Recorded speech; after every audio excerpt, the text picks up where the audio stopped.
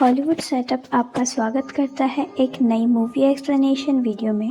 ये कहानी फ्यूचर की है, यानी कि सन 2067 की, जहां अर्थ को दिखाया जाता है जो क्लाइमेट चेंज होने की वजह से पूरी तरह से बर्बाद हो चुकी है। धरती पर ऑक्सीजन बहुत कम हो चुकी है। पूरी अर्थ में सिर्फ ऑस्ट्रेलिया में ही एक जगह है जहां पर इंसान आर्टिफिशियल ऑक्सीजन बनाने में कामयाब हो चुके हैं, लेकिन ये ऑक्सीजन बहुत ज़्यादा महंगी है और अब इस ऑक्सीजन की वजह से यहाँ पर सिकनेस नाम की एक बीमारी भी लोगों को होने लगी है।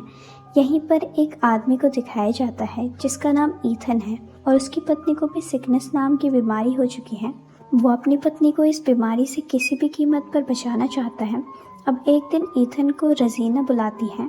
रजीना ऑक्सीजन बनाने वाली कंपनी की चीफ टेक्नोलॉजिकल ऑफिसर होती है। वो ईथन को बताती है कि अगर ये बीमारी इसी तरह दुनिया में फैलती रहे तो एक दिन इस तरह से हर एक इंसान इस बीमारी से ग्रस्त हो जाएगा। इस धरती से इंसानों का नामो निशान खत्म हो जाएगा। इसके बाद वो ईथन को एक लैब में लेकर जाती है। यहाँ एक मशीन होती है। वो ईथन को बताती है कि ये एक टाइम मशीन है। इसको तुम्हारे पिता ने आज से 20 साल पहले बनाया था। तुम्हारे हाथ में जो वॉच है वो इस टाइम मशीन का एक पार्ट है। दरअसल जब ईथन छोटा था तो उसके पिता ने उसके हाथ में वॉच को फिक्स कर दिया था, जिसे वो अपने हाथ से निकाल नहीं सकता, और ये मशीन चलाने के लिए इन्हें इस पार्ट की ज़रूरत है। इसके बाद ईथन को बताया जाता है कि इन्हें 400 साल आगे भविष्य से एक मैसेज मिला है, जिसमें लोगों ने ईथन को भविष्य में 400 साल आगे भेजने को कहा है। उन्होंने बताया है कि यहाँ पर सब कुछ पहले की तरह हो गया है, यानी कि वहाँ पर पेड़ पौधे, ऑक्सीजन सब कुछ है। और अगर ईथन वहाँ पर आता है तो वो पता लगा सकता है कि किस तरह से पेड़ पौधों को और ऑक्सीजन को इस वक्त में, यानी कि साल 2067 में दोबारा से बनाया जा सकता है। हालांकि ईथन को इनकी बातों पर पूरी तरह से यकीन नहीं है, लेकिन वो किसी भी कीमत पर वहाँ पर नहीं जाना चाहता क्योंकि उसकी वाइफ बीमार है और वो उससे बहुत प्यार करता है, इसीलिए ईथन वहाँ से चला जाता है। इनके साथ उसका एक जूड नाम का दोस्त भी होता है। वो ईथन से कहता है कि तुम्हें भविष्य में जाना चाहिए। अगर तुम वहाँ गए तो तुम पूरी दुनिया को बचा सकते हो, साथ ही अपनी पत्नी को भी दोबारा से ठीक कर सकते हो। दरअसल ईथन वो नहीं करना चाहता जो उसके पिता ने किया था। उसके पिता ने अपने काम के लिए ईथन और उसकी मॉम को अकेला छोड़ दिया था, पर ईथन अपनी वाइफ को किसी भी वजह से अकेला नहीं छोड़ना चाहता। अब वो घर वापस आ जाता है और सारी बातें अपनी पत्नी को बताता है। उसकी पत्नी कहती है कि तुम्हें जाना चाहिए, अगर तुम गए तो तुम पूरी दुनिया को बचा सकते हो। अगली सुबह वो रजीना के पास जाता है और उसे कहता है कि मैं भविष्य में जाने के लिए तैयार हूँ। ये सुनकर वो बहुत खुश होती है। इसके बाद ईथन को भविष्य में भेजने की तैयारी की जाती है। उसे एक सूट पहनाया जाता है और साथ ही एक डिवाइस, जिसकी मदद से ईथन भविष्य में जाने के बाद भी इस वक्त से कनेक्टेड रहेगा। लेकिन यहाँ पर सब लोग बहुत परेशान भी होते हैं क्योंकि किसी को भी नहीं पता कि ईथन को वापस कैसे बुलाया जाएगा या वो वापस आ भी पाएगा या नहीं। अब ईथन को मशीन के अंदर बिठाया जाता है और मशीन को जैसे ही ऑन किया जाता है तो ईथन लाइट की स्पीड से ट्रैवल करता हुआ इस दुनिया से आज से 400 साल आगे, यानी कि भविष्य में पहुंच जाता है। और जब वो चारों तरफ देखता है तो वहाँ पर सिर्फ और सिर्फ हरियाली होती है। साथ ही वातावरण में ऑक्सीजन की मात्रा भरपूर होती है, जिस ऑक्सीजन को लेने के बाद उसे बहुत अच्छा फील होता है।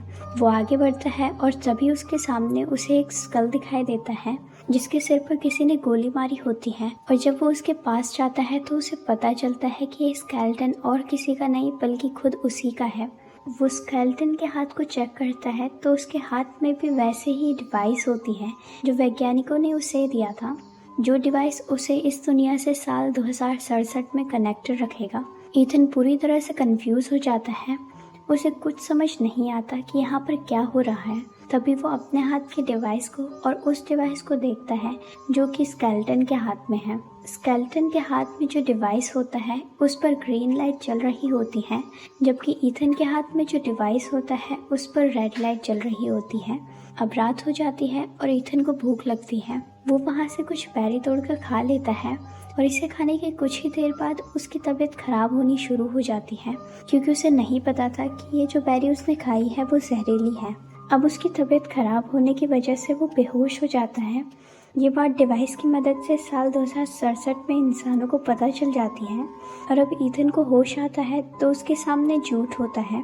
यहाँ पर उसे 2067 से भेजा गया था ईथन के लिए जूड एक भाई की तरह है और अब ईथन की तबीयत सही हो जाती है तो वो उसी स्केलेटन के पास जाता है जो कि ईथन का है। वो देखता है कि वहाँ पर एक दरवाज़ा है। तभी दरवाजे से एक चीज़ बाहर निकलती है जो कि ईथन की आंखों को स्कैन करती है।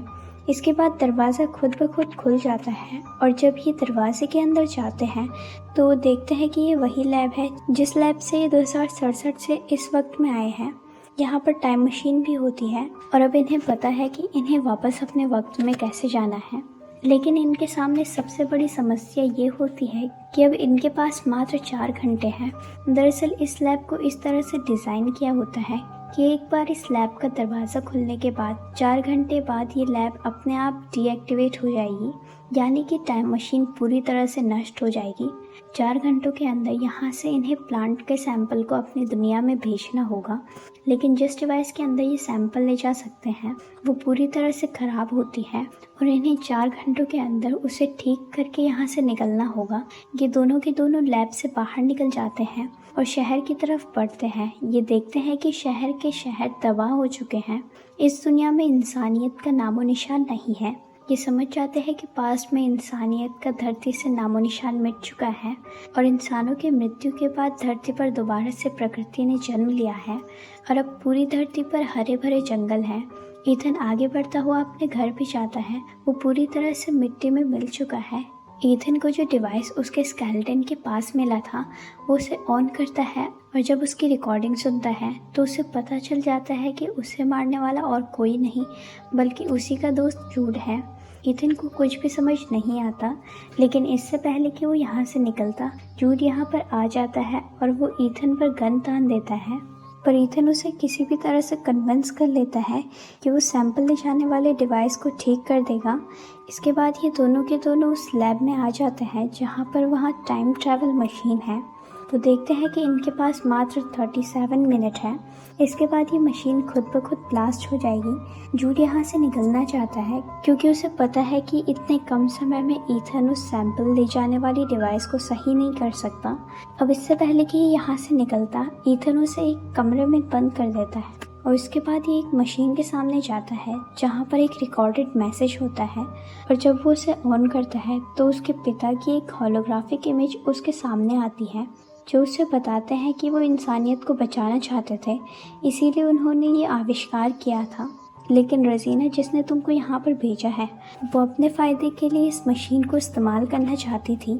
इस बात का मुझे पता चल गया था, इसीलिए मैंने उस डिवाइस को तुम्हारे हाथ में हमेशा के लिए तुम्हारे डीएनए के साथ मिलाकर फिक्स कर दिया था ताकि इस मशीन को तुम्हारे अलावा कोई भी इस्तेमाल नहीं कर पाए। और जब रजीना को ये बात पता चली तो उसने जूड को भी अपने साथ मिला लिया। इसके बाद उसने मुझे गोली मार दी क्योंकि आज तक वो अपने पिता को गलत समझता रहा, जबकि उसके पिता पूरी दुनिया को बचाना चाहते थे और वो अपने पिता को गलत इसीलिए समझता था क्योंकि जूड ने उसके पिता के बारे में उसे नेगेटिव बातें बताई थी। पर अब उसे सच्चाई का पता चल चुका है कि उसके पिता सच में एक हीरो थे और वो अब फैसला कर लेता है कि वो इस टाइम मशीन को अब डिस्ट्रॉय कर देगा ताकि रजीना इस मशीन का गलत इस्तेमाल ना कर सके। पर इससे पहले कि वो ऐसा करता जूड यहाँ पर आ जाता है और उस पर हमला करता है, लेकिन ईथन उससे लड़ने से मना कर देता है। ये देखकर जूड के दिल में गिल्ट आ जाता है क्योंकि बचपन से उसी ने ईथन को पाला था, लेकिन कहीं ना कहीं उसके दिल में ईथन के लिए प्यार था और इसी गिल्ट में वो खुद की जान ले लेता है। दरअसल ईथन के पीछे उसे इसीलिए भेजा था ताकि जब ईथन इस मशीन की सारी गड़बड़ी को ठीक कर दे तो वो ईथन को मार दे, जिससे रजीना इस टाइम पोर्टल को इस्तेमाल कर सके। लेकिन अब जूड ने खुद की जान ले ली तो उसका पूरा प्लान ख़त्म हो चुका है। यहाँ पर ईथन उस मशीन को ठीक कर देता है जिससे वो अपने समय में जा सकता है। ईथन यहाँ से बहुत सारे जंगल के पौधों को उस टाइम मशीन के सहारे अपने समय में भेजता है और साथ ही वो अपने पिता की रिकॉर्डेड ऑडियो को भी भेजता है, जिससे सबको पता चल जाता है कि कैसे रजीना इस टाइम मशीन का इस्तेमाल अपने फ़ायदे के लिए करना चाहती थी और कैसे उसने ईथन के पिता को मारा जो पूरी दुनिया को बचाना चाहते थे। इस रिकॉर्डेड ऑडियो के बाद उसे अरेस्ट कर लिया जाता है। यहाँ पर ईथन अपने पत्नी के लिए एक फूल भी भेजता है जिससे पता चल जाता है कि ईथन अब उस दुनिया से कभी वापस नहीं आएगा। वहीं ईथन उसी समय में टाइम मशीन पोर्टल को पूरी तरह से नष्ट कर देता है ताकि कोई भी उसके वक्त से इस वक्त में ना आ पाए और जब वो बाहर जाता है तो वो देखता है कि उसका स्केलेटन वहाँ पर नहीं है, जिससे उसे पता चल जाता है कि अतीत पूरी तरह से बदल चुका है। और जब वो अपने सामने देखता है तो वहाँ पर बहुत सारे हरे भरे पौधे होते हैं और शहर बहुत एडवांस होता है। वो समझ जाता है कि उसने पास्ट में जो पेड़ पौधे भेजे थे उससे पूरी इंसानियत बच गई और जिससे वो बहुत ज़्यादा एडवांस हो चुके हैं। अभी इस वक्त में सन 2074 में ईथन अकेला नहीं है, यहाँ पर बहुत सारे लोग हैं जो कि बहुत ज़्यादा एडवांस हैं, पर ईथन इनमें से किसी को भी नहीं जानता क्योंकि वो ईयर 2064 से आया है और ये सन 2474 है। इसी के साथ ये मूवी यहीं पर ख़त्म होती है। उम्मीद करते हैं कि आपको ये एक्सप्लेनेशन अच्छा लगा होगा। Thanks for watching.